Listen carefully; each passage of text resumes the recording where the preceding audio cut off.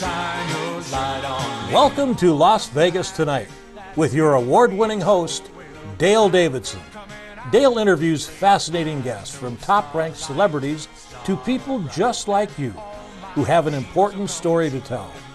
For more than 15 years, Dale has broadcast every week from the fabulous Las Vegas Strip. He finds the people who really make Las Vegas a one-of-a-kind city and lets the world know just what's happening in this remarkable town. You'll discover why 50 million people visit the entertainment capital of the world every year. Stay tuned for another exciting episode of Las Vegas Tonight. Welcome. My name is Terry, and as you can see, I'm not Dale Davidson. We have an exciting show today. Our guest is Dale Davidson. It's going to be wonderful. You're going to hear things about Dale for a change. And I am the executive producer, and I'm going to say, welcome, Mr. Dale Davidson. Thank you. Thank you, Terry. You're welcome. Terry and I are co-executive producers of this thing, and we are celebrating our 500th episode. Yes. Isn't that amazing? Yeah. 2007, we started this. Yes. And on we go. That's right. Here's to 500 more. Yes, he has had so many wonderful guests. We've had singers, writers, book writers. Would you like to summarize something that you can think of that just, knock the socks off you? Yeah. Well, we've had famous people, like Pat Boone and all of the Sorbos, Kevin and Sam and Braden, but we've mostly concentrated on normal people, regular people who have incredible stories, encounters with God, yes, with the Holy Spirit, yes, fantastic, incredible ministries here in Las Vegas mostly, but elsewhere in the world. The Lord just brings us guests along with you, helping the Lord, yes, doing his work here on earth. You found some really great guests. And like you said, we've had singers sing and actors act, yes, and dancers dance, and cellists cello, and you name it. It's been a lot of fun. It has been. Dale, and I'm going to tell everybody, Dale actually took me under his wing in 2017. This wing right here. And he saw that there was something inside of me, and here I am today, an executive producer. So I thank you from the Oh, you're very welcome. Heart. You're welcome. Yeah, that all started with you and me, and we had some other help as well. I think Craig helped, yes, and others. We were doing a series of interviews of really good guests, yes, over at the Paris Hotel. Right. Yeah, during a special event. Kevin Sorbo and his family. Yeah, yeah. And since that time, we've gone out on several occasions and done what we call remotes in broadcasting. But mostly we've been here in front of the Strip. Is this not fantastic? I mean, look at this. Oh, yeah. You arranged this as well. She surprised me. What a surprise this was at an event.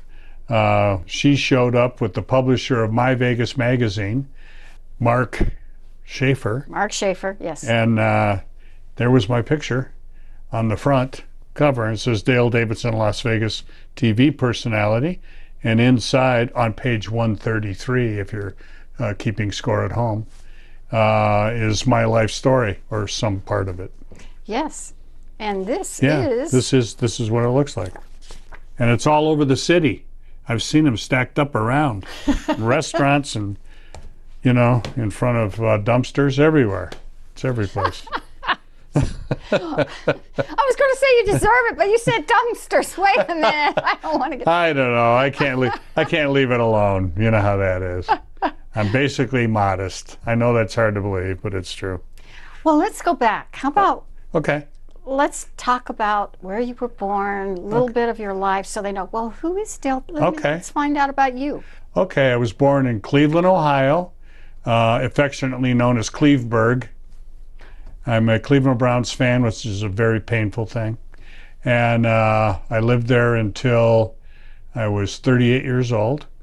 And then I said to myself, Nobody's holding a gun to your head and saying, you have to stay in this snow and sleet and walk into icy potholes on the street. Wow. You could leave. And so I packed up the family and moved to the desert. First to Tucson, Arizona, and then here. Okay. So I was always a broadcaster, pretty much always.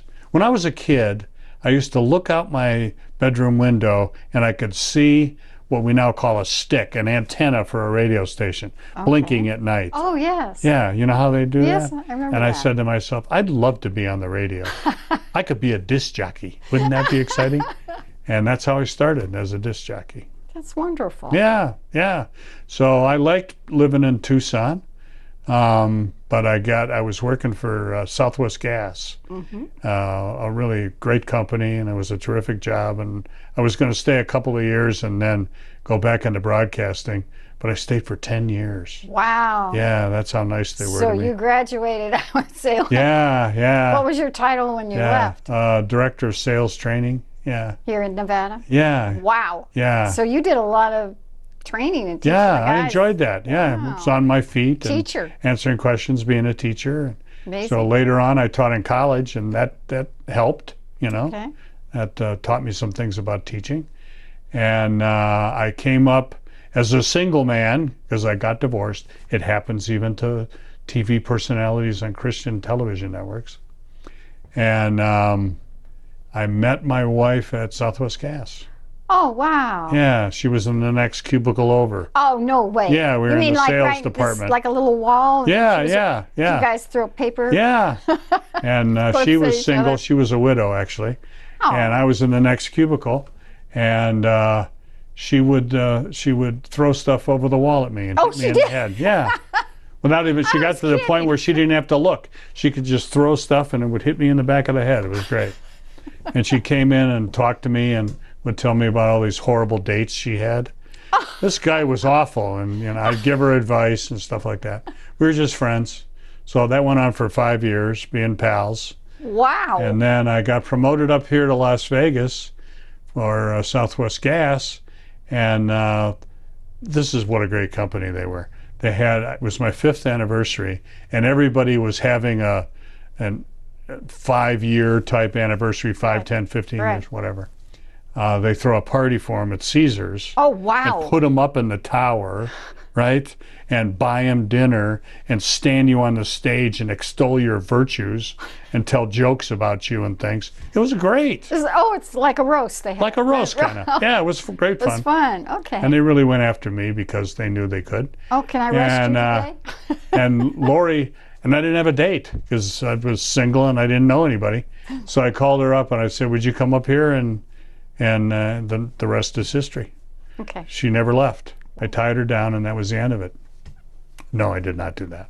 Well, but she moved up here with her son, and so I got a bonus son, Alex, and so now I have 4 sons and 10 grandkids. Congratulations. Thank you. Thank you. That's excellent. Those daughters-in-law are producing. Way to go. That's Way to go, excellent. daughters-in-law. So, okay. So you want to hear something about me coming to Jesus? I was just going to say Were you? that. I could see it in your eyes. No, you told me beforehand you wanted to talk about this. First, I don't even think I've told you this story. I'll give you a real brief one. When I was a teenager, a young Husky football player, hoping to get a college scholarship, I got spinal meningitis and almost died. Whoa. I had a body temperature of 107 degrees. So that explains all of my mental lapses. No, I'm kidding. But spinal meningitis is a serious thing.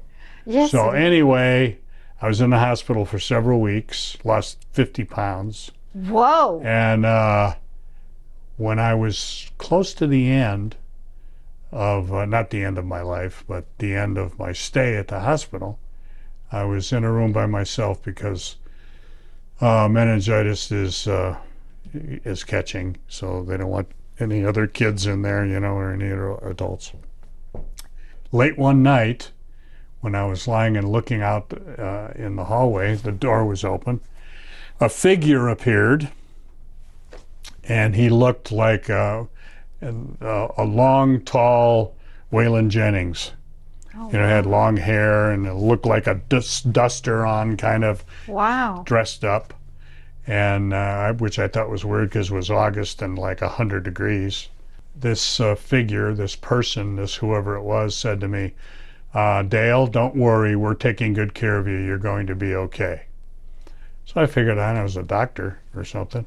The next morning, I said to my mom, this is what happened. Somebody came and the nurse said, we had no men up here last night. Wow. So I think that was maybe my guardian angel. Definitely. Or the Holy Spirit. Yes. Or something. Spiritual. It was, yeah. That's so nice. I had a real encounter with the Holy Spirit that I'll tell you later. But anyway, that was my first. And I was, like I said, I was a teenager, so I went, I don't know. Later on, after I'd really truly come to Christ, I understood who that was and why it happened. And then you started, you had seen that. In my mind, I just thought of this. And you also play instruments. Yeah, I was a drummer in a rock and roll band.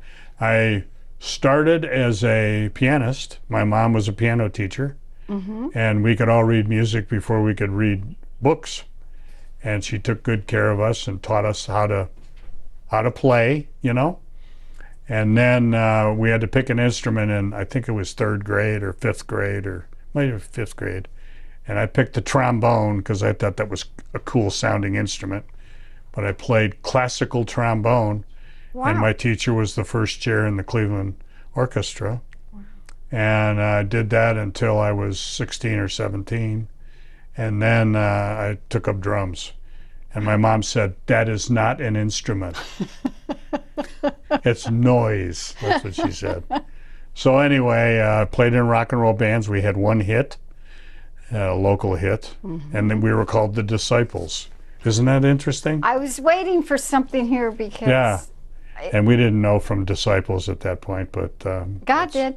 Yeah, that's what we picked. Everything was like in a plan, and I would say that was an angel that probably had appeared to you. Yeah, so I just continued that. So you started, and you didn't know what was going to where you are today, because let me ask you. Yeah. In your own, were you like, when you went to bed at night, did you say your prayers at night? I mean, did your family I had go a to feeling church that there together? was a God. I grew up in the church. My mom took us, made us go to Sunday school. I was in Methodist Youth Fellowship. I went to Christian camp, stuff like that. But I didn't understand what a personal relationship was with Jesus until I was in my 40s, actually. I'm going to stop there for a minute. Okay. Because, as you know, it's time to take a break. Okay. So I'll tell you what, when we come back, we'll pick up and we'll hear all about the story of Jesus. Okay, sounds good. Okay.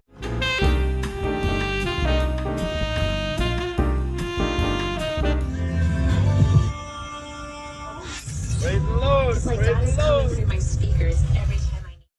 Wow, that was stunning. There's no other way to put it. That is incredible. The first time I saw it, I had the same reaction that your wife had.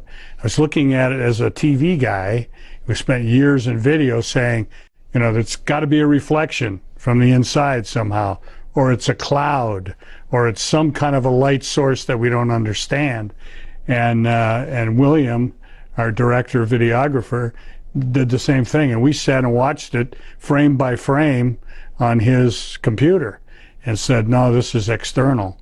It's not coming from the inside of that. And the way it would slow down and then speed up to stay with you, and the way it reacted to the cuts in the music, it's clearly supernatural. It's a miracle from God. I actually was born in Charleston, the big city, the capital. Yeah. But I went to high school in a small coal mining town, Williamson, West Virginia. And they just had a revival breakout there a few weeks ago. And I went back to cover it because I was getting emails. Have you heard what's happening? I saw the story on the web. Hometown? And it's in fact, fascinating stuff. I think that's why I'm here, because you saw that story. The story went viral. People are so hungry for revival, or even any sign of revival. The church has been praying for revival for so long, and we just had the 110th anniversary of Azusa, the Azusa revival. That was 1906, I think, and that lasted for several years. California. And, we just had a big thing in LA a couple months ago, and then the very next day, we're all in LA at the Memorial Coliseum praying for revival to break out, and the next day it breaks out in Williamson, West Virginia. So where I used to cheerlead. So I saw your picture. You were a cheerleader. So I got to go back and.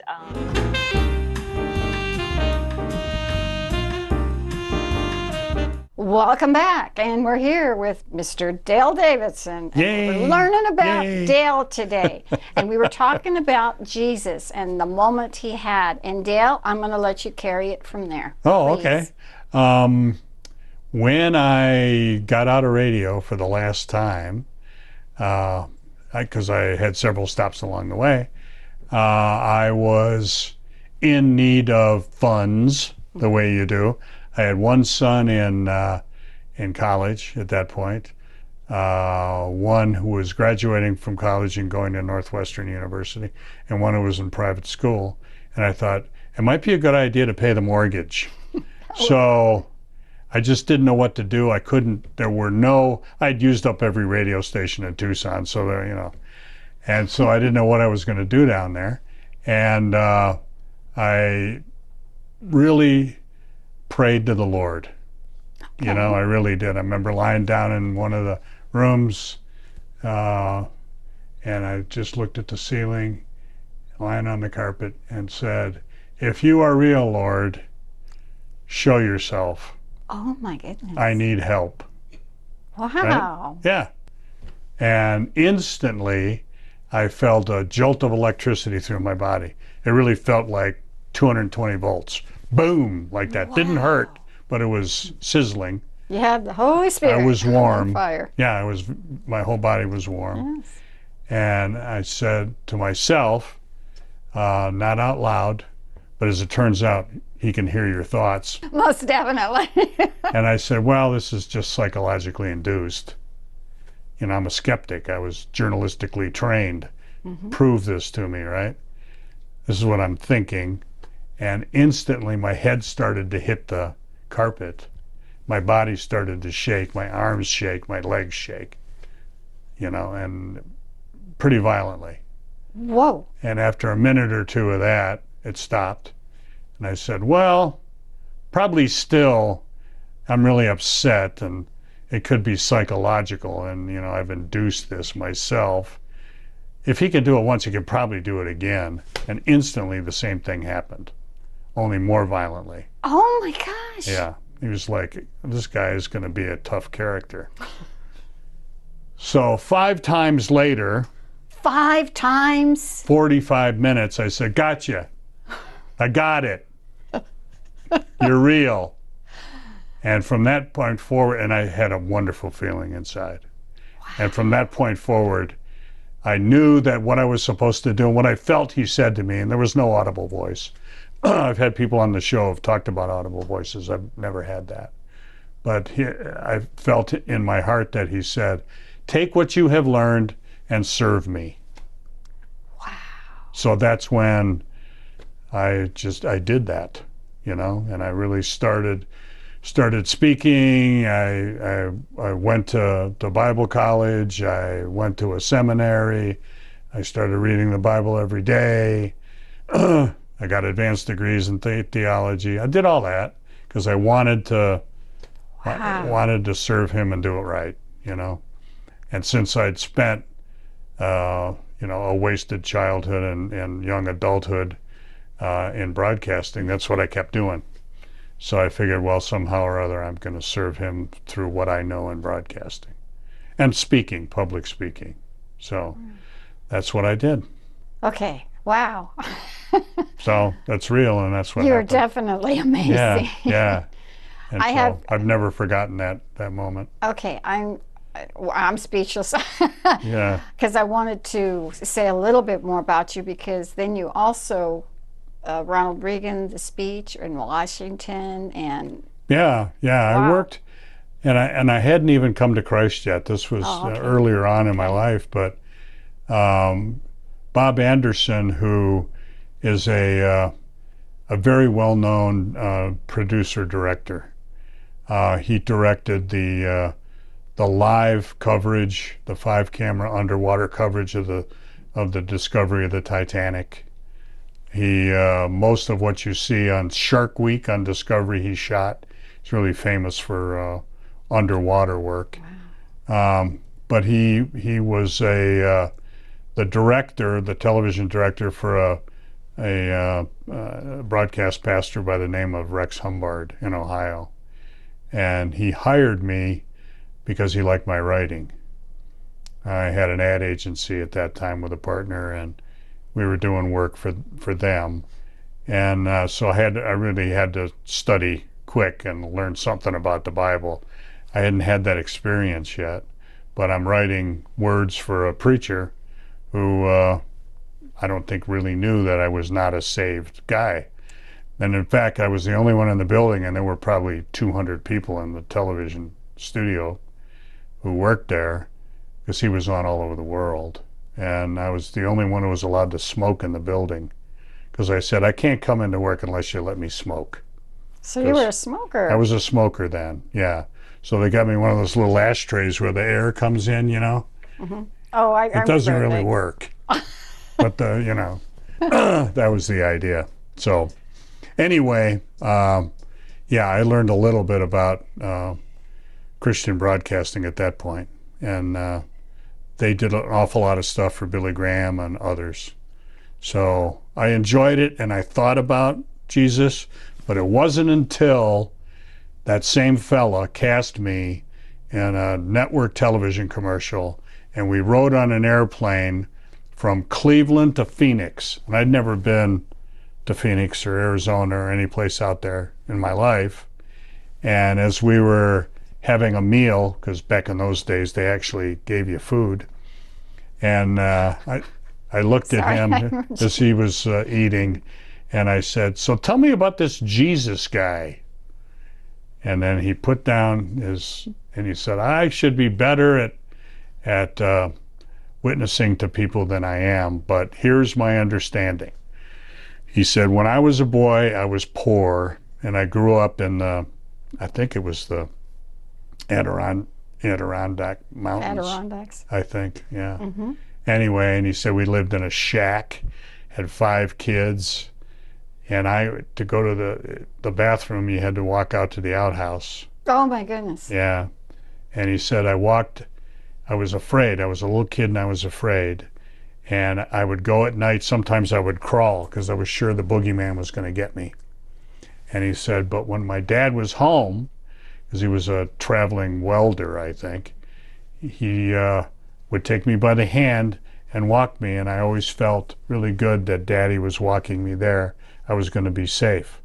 He said, whenever I need help or I think of God, I think of my daddy. And I said, that's really simple, but okay. So about 5 years later, when I had that incident that I told you about, yes, where I came to Christ, mm-hmm, that was the first thought I had. This is like what Bob told me. And like I said, he was a sophisticated guy who's worked all over the world.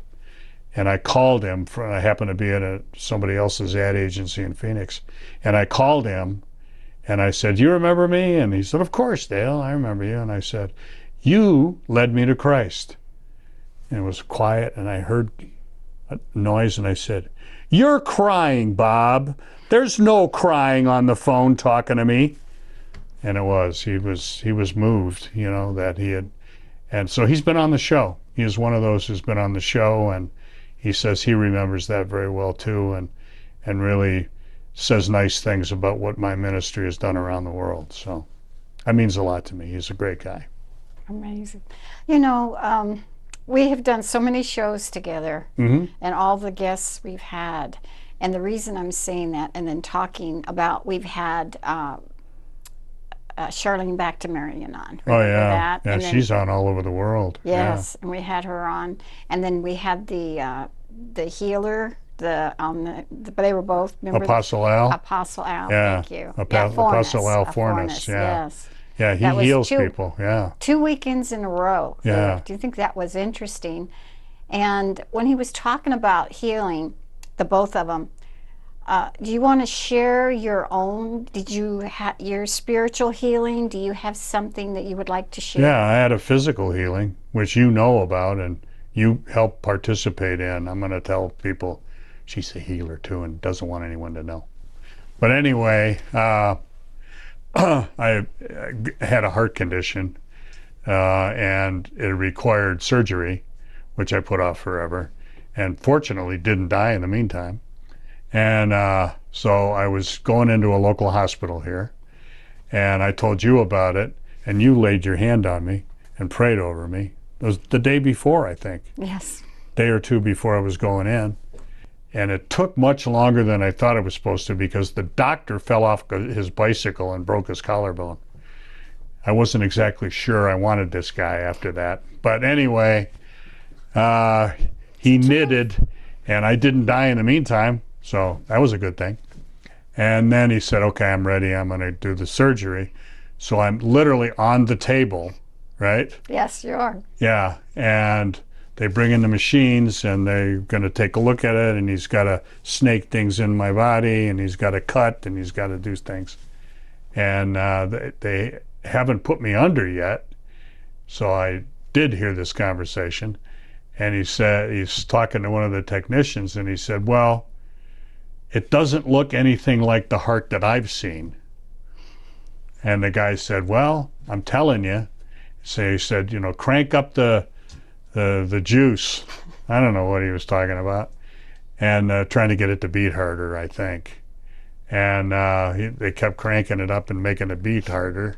And whatever was supposed to go wacky didn't go wacky. And so he said, shut it all down. He shut it down and he said, I don't know what happened, but your heart is fine. I'm sorry we can't operate on it. I said, don't apologize, you know? And ever since then, you know, I've taken some medication for it, but I haven't had to be cut. The cutter didn't get the cut, and the cutters like the cut. It's like if you're a hammer, everything's a nail. And when you're a surgeon, everything requires cutting. My wife tells me not to say that, which I say all the time. Well, the interesting thing is, I did a lot of praying on you because it was a period of what, like 2 months or a month and a half from the first we time. were waiting, yeah. Everything, so. For the guy to knit his collarbone back together again. Right. And I remember when you were going down, because I talked to you just before you were going in, and I said, okay, God, it's up to you. You're the doctor, so. And they cut me loose, and I got up and walked home. You know, had to call my wife. You know, no, I'm not in a room. Come and get me. Sitting in front, smoking. No, I wasn't smoking that. Oh, I tell you, that's amazing. You know, I'm going to say, we're going to come back, of course, with Dale, and we will hear more. And I'm going to let him take over a little bit because he has some exciting things to share with everybody. What's going on with the show? Yes, and all that kind of stuff. So we will be back with Sir Dale in a minute. Okay.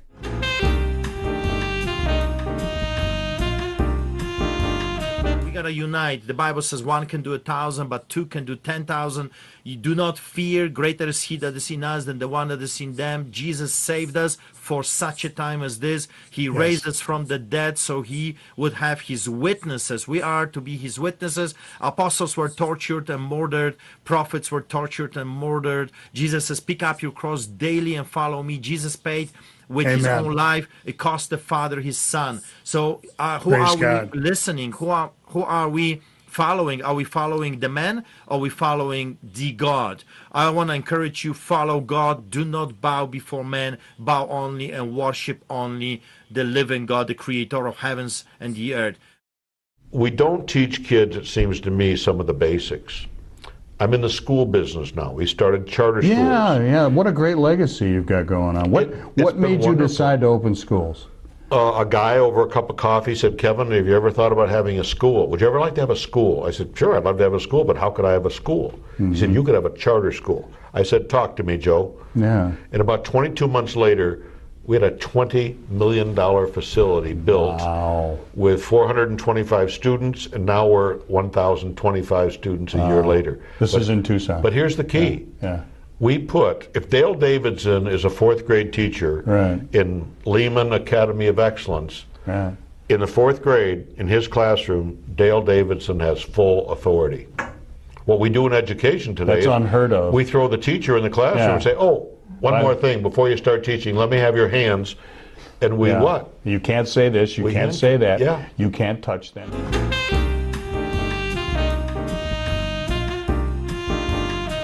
Welcome back, and we're here with Dale Davidson. And if you have not watched the past shows, rewind it. It's exciting, and you'll learn a lot. Yeah. So, Dale, it's been fun. It has. Show 500. Wow, I know. Sooner or later, we're going to get the hang of this. We won't make mistakes like we just did. No. We're human. That's true. Yes. We are. So before we say something, Dale, do you want to go ahead and share who's in our audience today? We have a real live princess. Wow. Her Royal Highness Princess Anne Marie Thorne Nelson, and her consort, because that's what he is, the royal consort, Kim McKellar. Thank you for coming. Among our thousands of people in the audience. But I'm yeah. going to turn it over to you. Okay. What do you want me to talk about? We're going to talk. Let's talk about the show and what's been happening with the show. That's exactly it. What's truly remarkable is we started this, and I think you've heard me use this little phrase before, but back in 2007, it was a little local 1-hour public service show between two ferns, you know. We just sat there and talked about exciting things like potholes in the street. You know, it was boring. And then we got better, and the Lord started sending us guests. And because it was a Christian station, we were talking about Christ. And because I'm me, I talked about Jesus all the time. And it seemed to be pretty popular. And the next thing you know, people are calling and they want to be on the show. And that's the thing. When I was doing radio, I had a full-time producer like you, and he was constantly on the phone, you know, trying to fill up all of our segments, because you know, you burn up a lot of people. And but that didn't happen here. People call you all the time, you know, and say, I want to be on Dale's show. And you say, sure. And then you find out about them. And that's how it works. But, you know, it's really been great. You did the approval, yes. Yeah. He's still in charge of the show. Yeah. So as much as anybody's in charge of this train wreck. But anyway, we do have fun, and we have a lot of really interesting people.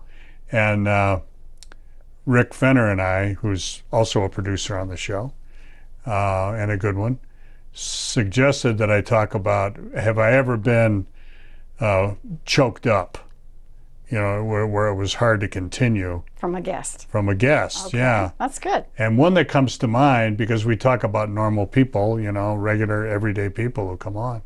One where that definitely happened was I had a fellow on named Jorge Hernandez. I remember Jorge. Remember? Yeah. Yes, that was choked up. You brought him in.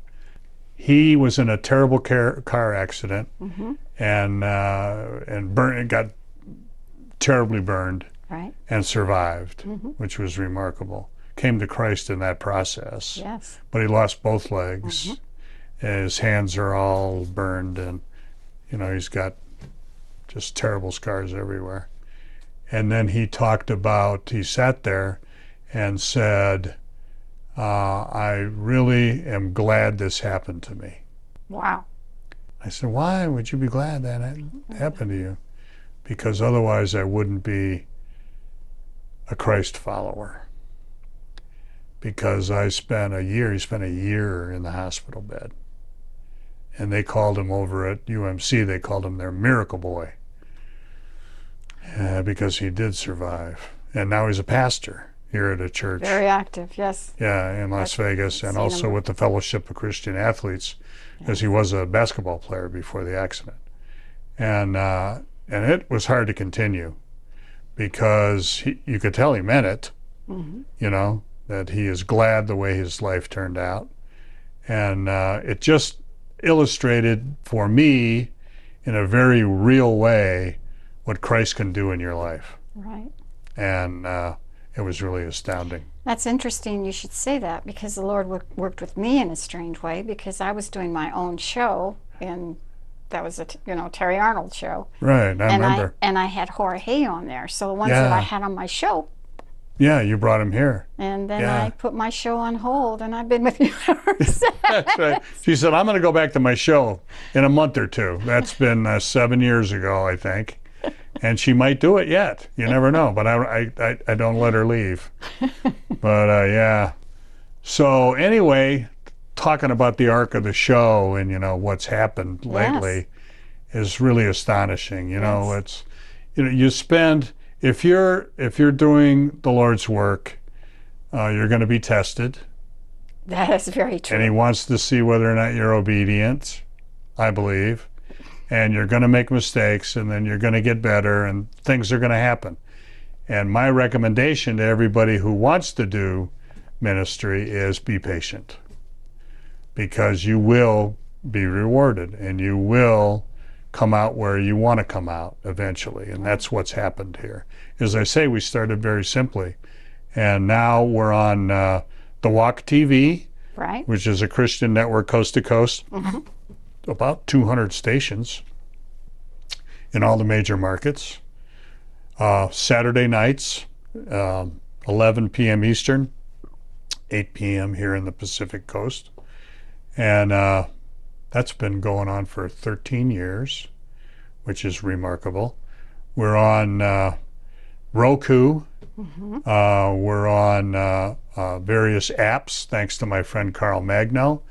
We're on in China, which is remarkable. One, yes. As far as I know, we're the only uncensored Christian TV show.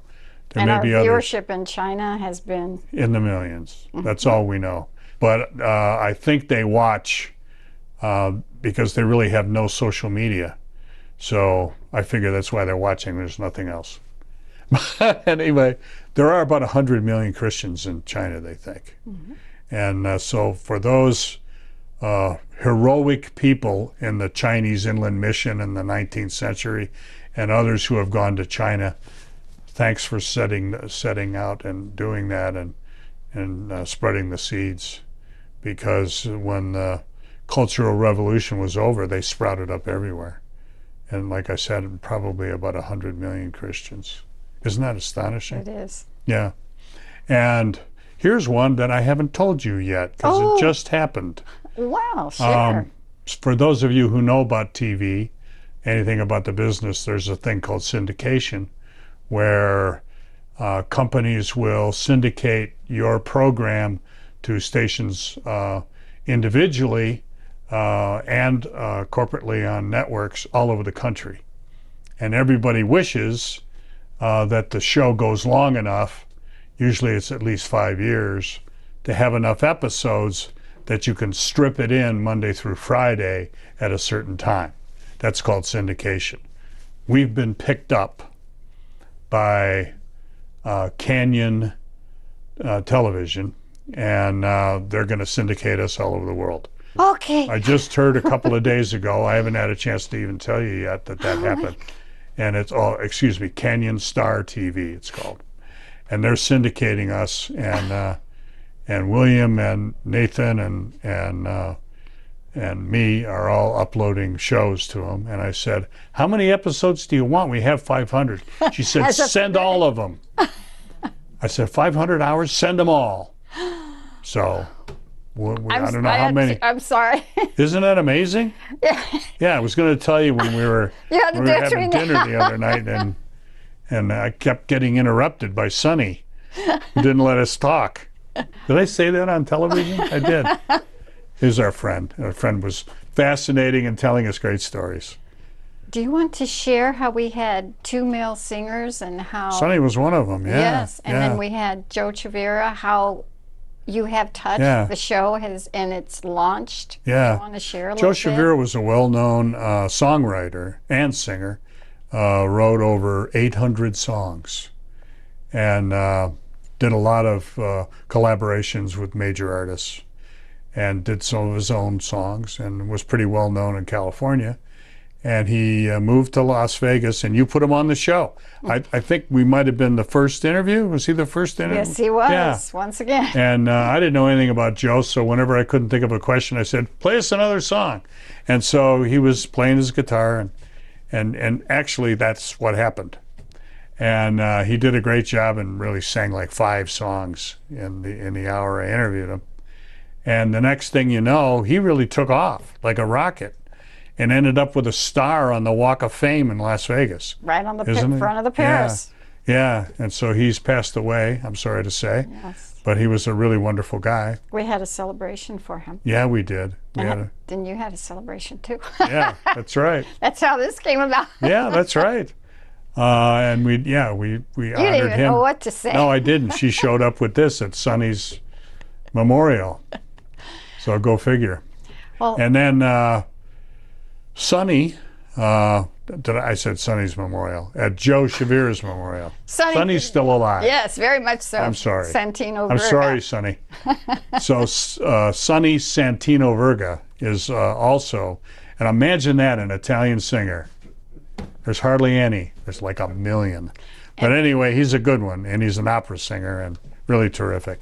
I know we're getting down in time. This is very important, though, before I do this. Yes. What did those 2 men have in common? Do you remember? Black hair. I don't know. They're both godly men. They never had one voice lesson. Oh, that's right, yeah. They both was spirit-filled. Yeah, yeah. God touched them both. Right. And they both can sing like a crazy. Yeah. Yeah. We should tell them to tune back to the shows. Oh, okay. Yeah. And then you know what? What? We have a few minutes left. I'm going to let you take over. Okay. And and how about doing your famous closing? Okay, I'll do that. That's what you're known for. Okay. Hey, thank you. And I want to say thank you to my co-executive producer, Terry Arnold, for all that she's done over these years, bringing in remarkable guests. That's the basis for what we do. And I want to once again, as I often do, give my phone number out, 702-480-3989, and I ask you to give me a call anytime. Please support us if you can. We have a website. It's called vegassaints.org. Go there, and there's a donate button. You can donate and help us do another 500 shows. I truly appreciate it. And most of all, come to Christ. Come to Jesus. Without him, you're going to struggle. Don't wait as long as I did to come to Jesus Christ. Your life will be so very much better. And as I try to remember to say each and every episode of this wonderful show, Las Vegas Tonight, when it comes to our Lord and Savior Jesus Christ, please walk with him. God bless you. Your name, I love your name. I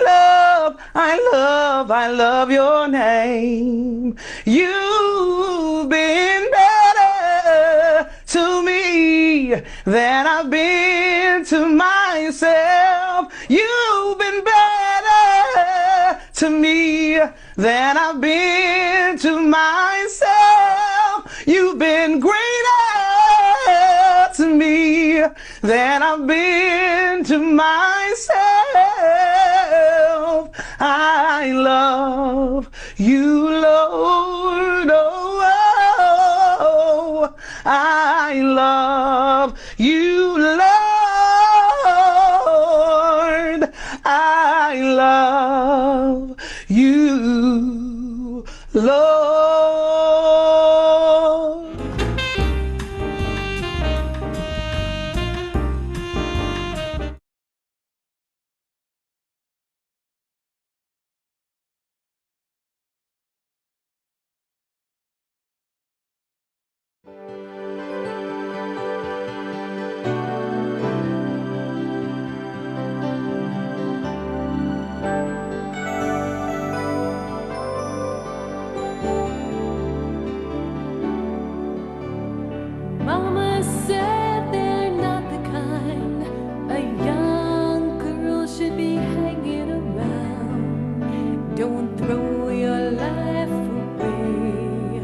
on those fools and their foolish games. Baby had her own mind, just couldn't see the hands of time, or the hand that fate would deal to a little girl in a world that's real. Baby said, I won't let go, and I won't give them up. I won't stop till I've had enough. This is my life, my chance to fly. Baby learned that mama was right after lonely days and long cold nights. Baby was a mama now. She saw her child with that same crowd. As mama left the world behind, her words echoed in baby's mind. Keep your head up high, keep on looking to a brighter sky.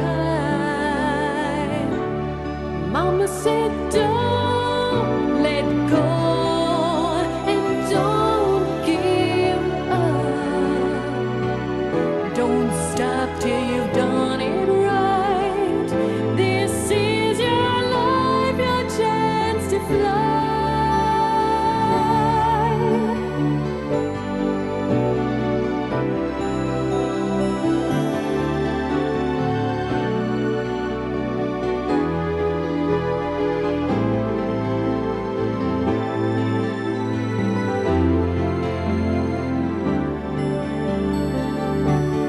Mama said, don't let go, and don't give up.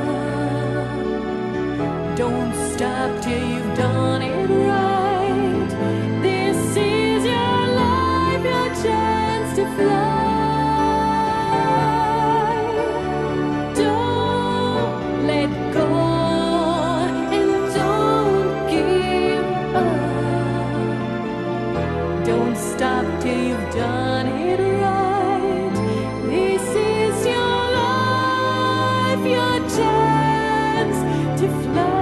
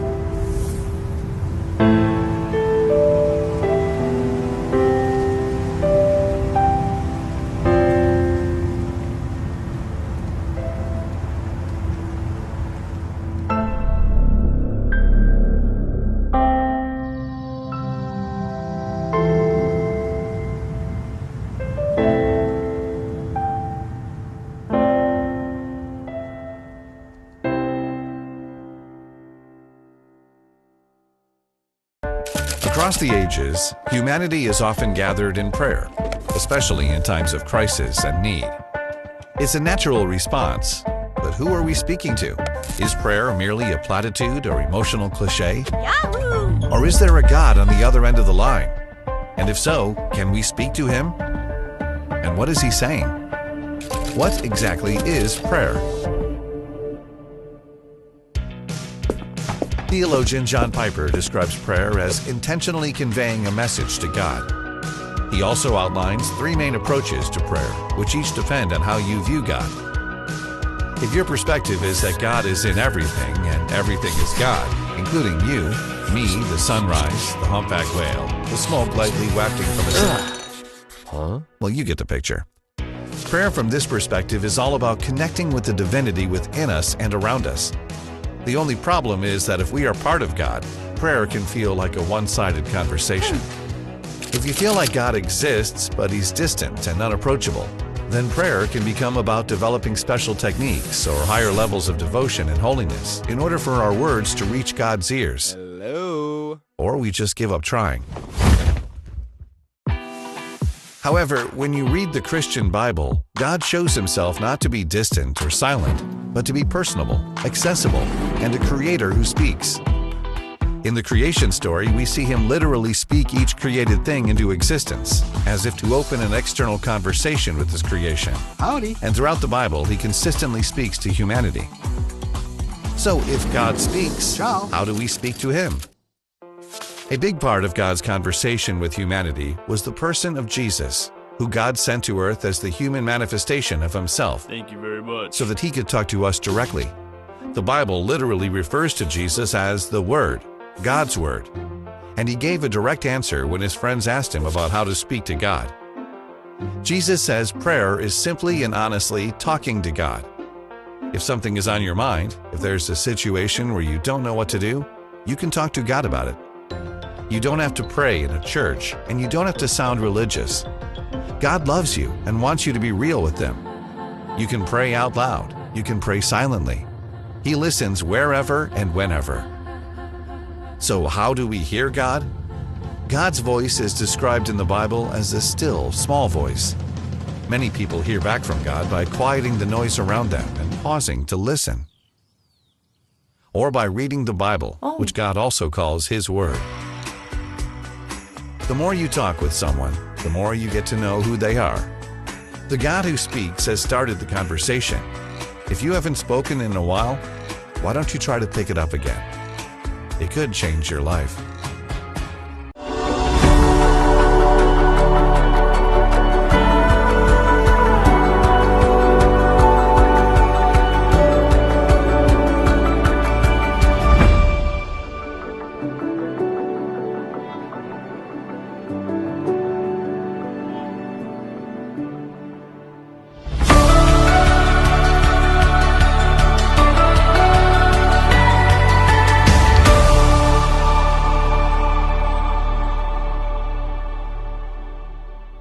The Lord has made it possible for our show, Las Vegas Tonight, to thrive. We've produced well over 300 episodes telling the remarkable stories of Christians who have set out to change the world for the better. It's my honor to lead this ministry. As the founder of DaleDavidson Ministries, I'm commanded to be a good steward of all the donations our partners have so generously provided to us. As you can imagine, it takes a great deal of money to keep this program on the air in the United States and around the world. Please prayerfully consider making a one-time donation or becoming a monthly partner of DaleDavidson Ministries. Just go to vegassaints.org and select Make a Donation, or send your check or money order made out to DaleDavidson Ministries, 9030 West Sahara Avenue, number 255, Las Vegas, Nevada 89117. For more information, call 702-480-3989. Thank you, and God bless you. Come on and shine, shine, shine. Las Vegas, shine your light on me. You've been watching Las Vegas Tonight with your host, Dale Davidson. We hope you've enjoyed this edition of our show. We so appreciate your loyalty to our program. To keep Las Vegas Tonight on the air, please go to our website, vegassaints.org, and click the Donate button. To send a check or money order, please make it out to Dale Wynn Davidson Ministries and mail it to 9030 West Sahara Avenue, Suite 255, Las Vegas, Nevada, 89117. To suggest a guest to appear on the show or any other suggestions or questions, write to Dale at DaleWDavidson@yahoo.com or call him at 702-4